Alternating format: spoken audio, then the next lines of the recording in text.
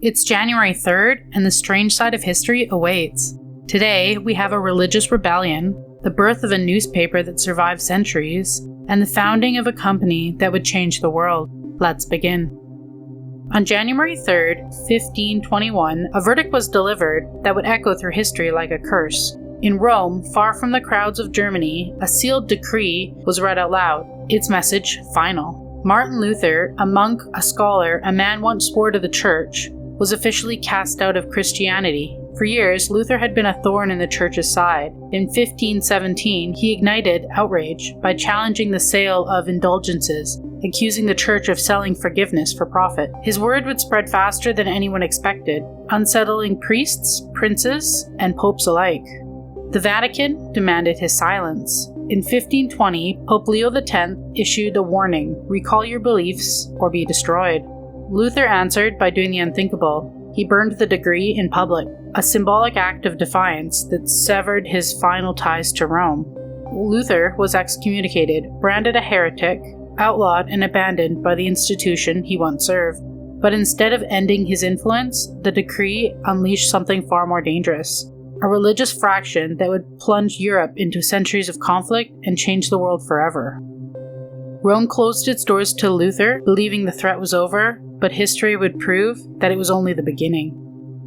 On January 3rd, 1749, a publication slipped into the streets of Copenhagen, its pages thin, its impact unknowable. Printed by the royal book printer Ernest Henrik Berling, under the watchful approval of the crown, granted by Frederick V, the paper was authorized to distribute news, announcements, and official notices to the public. At first, it was harmless ink on paper, words meant to inform, but the newspaper has power.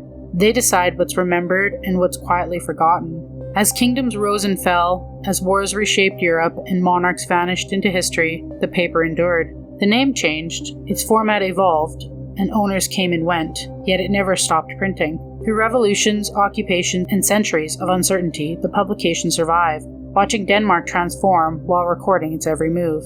Today it's simply known as the Berlingske, Denmark's oldest continuously operating newspaper, a witness to 2.5 centuries of history, still telling the story one page at a time. Empires fell, wars ended, and rulers vanished, but the press endured, and the ink outlived the crowns.